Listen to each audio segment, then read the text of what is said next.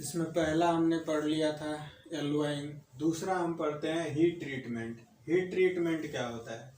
Control of material property can be achieved without the additions of other elements. Heat treatment में क्या होता है कि हम बाहर से कोई भी मटेरियल या एलिमेंट मिक्स नहीं करते हैं। This is done by subjecting material to controlled cycle of heating and cooling. इसमें क्या होता है, बाहर से कोई एलिमेंट मिक्स नहीं करते हैं, उसी मटेरियल को controlled cycle of heating and cooling, heating के बाद कूलिंग करते हैं। ठीक है, उसमें अपना एक फिक्स्ड पैरामीटर होता है, कितना टेम्परेचर तक हीट करना है और कूलिंग का क्या स्टेज होगा, ठीक है, और क्या टाइमिंग होगा कूलिंग का, उसी अकॉर्डिंग हम उसको कूल करते हैं। ये देखिए, आप देखते हैं हीट ट्रीटमेंट। ठीक है, हीट ट्रीटमेंट में पहला है टेम्परिंग। ठीक है, टेम्परिंग को समझने से पहले हम इस डायग्राम को समझते हैं। कोई भी मटेरियल पहले अपना ओरिजिनल स्टेट में होता है। ठीक है, उसको जब हम 723 डिग्री या 723 डिग्री के एबव अगर हीट करते हैं तो वो ऑस्टेनाइट में कन्वर्ट हो जाता है। ठीक है, 723 डिग्री सी को हम लोअर क्रिटिकल टेम्परेचर बोलते हैं। ठीक है, इसके एबव जब हम हीट करते हैं तो उसमें फेज ट्रांसफर भी होता है। ठीक है, और 723 डिग्री पर या उससे 723 डिग्री पर क्या होता है, ऑस्टेनाइट में कन्वर्ट हो जाता है वो मटेरियल। ठीक है, उसके बाद अगर रैपिड कूलिंग करते हैं तो फिर ये मार्टेनसाइट में कन्वर्ट होता है। उसके बाद फिर सेकेंडरी हीटिंग करने से क्या होता है, मार्टेनसाइट को जब सेकेंडरी हीटिंग करते हैं पहले ट्रूसाइट में कन्वर्ट होता है, फिर सॉर्बाइट में कन्वर्ट होता है, उसके बाद एस्फेरोइड में कन्वर्ट होता है। ठीक है, अब देखते हैं हम टेम्परिंग। टेम्परिंग प्रोसेस में क्या होता है, this is a secondary heating of martensite by rapid cooling of austenite. ठीक है, ऑस्टेनाइट पहले तो ऑस्टेनाइट बना था 723 डिग्री पर, उसके बाद रैपिड कूलिंग के बाद मार्टेनसाइट बनता है। मार्टेनसाइट को सेकेंडरी हीटिंग करते हैं। During this process no phase change take place because temperature never raised beyond lower critical temperature 723 degree. ठीक है, इस मार्टेनसाइट को जब सेकेंडरी हीटिंग करते हैं तो उसमें क्या है, फेज चेंज नहीं होता है। फेज चेंज इसलिए नहीं होता है क्योंकि हम लोअर क्रिटिकल टेम्परेचर के अंडर में ही हम उसको हीट कर रहे हैं। ठीक है, जब लोअर क्रिटिकल टेम्परेचर के एबव में हीट करते हैं तब फेज ट्रांसफर होता है। टेम्परिंग प्रोसेस में क्या होता है, मार्टेनसाइट को हीट किया जाता है। फर्स्ट ओरिजिनल स्टेट में जो मटेरियल होता है उसको 723 डिग्री पे ऑस्टेनाइट बनता है। ऑस्टेनाइट को जब रैपिड कूलिंग के बाद मार्टेनसाइट बना रहता है,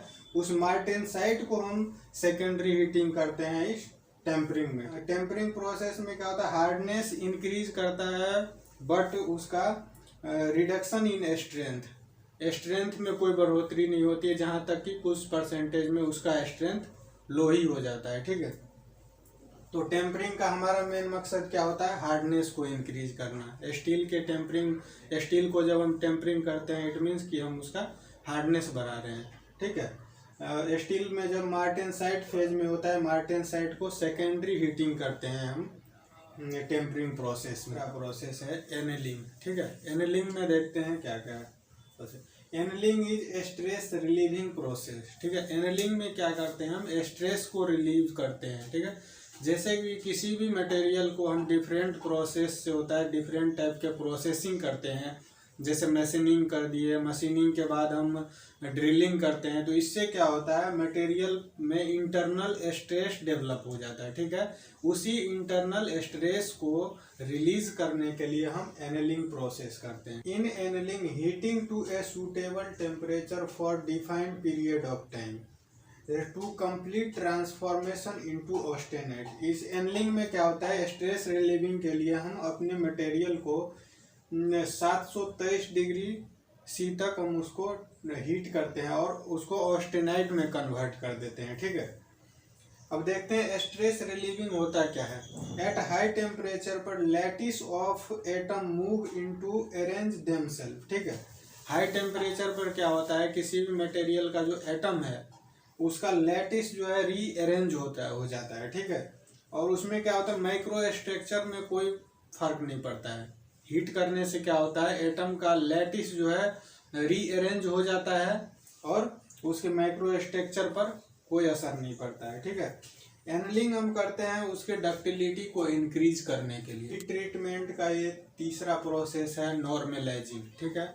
नॉर्मलाइजिंग में क्या होता है, this process is very similar to annealing. Annealing में भी हम क्या करते थे कि ओरिजिनल स्पेसिमेन को ऑस्टेनाइट तक उसको हीट करते थे, ठीक है। पर इसमें भी क्या है, this specimen heating beyond the upper critical temperature and it cool in air, ठीक है। नॉर्मलाइजिंग में भी क्या करते हैं, हम हीट करते हैं, पर उसमें एनलिंग में क्या था कि हम लोअर क्रिटिकल टेम्परेचर तक हीट करते थे, पर इस नॉर्मलाइजिंग में क्या है, अपर क्रिटिकल बियॉन्ड अपर क्रिटिकल टेम्परेचर, अपर क्रिटिकल टेम्परेचर से भी ऊपर उसको हीट करते हैं और उसको फ्री एयर में कूल करते हैं, ठीक है। इससे क्या होता है कि resulting slight hardening as well as loss of ductility, थोड़ा सा उनका हार्डनिंग बढ़ता है और उसका डक्टिलिटी जो है लॉस करता है, ठीक है। This improve strength and machinability, उस मटेरियल का क्या है, नॉर्मलाइजिंग करने से क्या होता है, उसका स्ट्रेंथ इंक्रीज करता है और मशीनेबिलिटी भी इंक्रीज करती है। मशीनेबिलिटी मीन्स हो गया कि मशीनिंग करने की एबिलिटी उस मटेरियल का बढ़ जाता है। दैट मीन उस पर मशीनिंग प्रोसेस आप आसानी से कर सकते हैं, से टर्निंग कर सकते हैं, ड्रिलिंग कर सकते हैं, सेंटरलेस ग्राइंडिंग कर सकते हैं। मशीनिंग करना उस मटेरियल पर इजी हो जाता है। हीट ट्रीटमेंट का चौथा प्रोसेस है एस्फेरोडाइजिंग, ठीक है। एस्फेरोडाइजिंग में क्या करते हैं, in this process the specimen heat just below the lower critical temperature, ठीक है। एस्फेरोडाइजिंग में क्या करते हैं, स्पेसिमेन को लोअर क्रिटिकल टेम्परेचर से जस्ट बिलो उसको हीट करते हैं। जैसे यहाँ देखिए एस्फेरोडाइज बन गया है, ठीक है, जब जस्ट लोअर क्रिटिकल टेम्परेचर से नीचे है, ठीक है। इस एस्फेरोडाइजिंग में क्या होता है कि कार्बाइड इन स्टील, स्टील में जो कार्बाइड होता है वो ट्रांसफर हो जाता है इनटू ग्लोबुलर फॉर्म, ठीक है। कार्बाइड जो है ग्लोबुलर फॉर्म में कन्वर्ट हो जाता है, जिससे क्या है, स्टील रिलेटिवली सॉफ्ट और मशीनेबल बन जाता है। स्टील पर क्या होता है, स्टील पर मशीनिंग करना थोड़ा टफ होता है, ठीक है। इसलिए हम उसको एस्फेरोडाइजिंग करते हैं, हीट ट्रीटमेंट करते हैं, जिसको एस्फेरोडाइजिंग से क्या होता है, हमारा मटेरियल थोड़ा सॉफ्ट और मशीनेबल हो जाता है और स्टील को मशीनिंग करना इजी हो जाता है।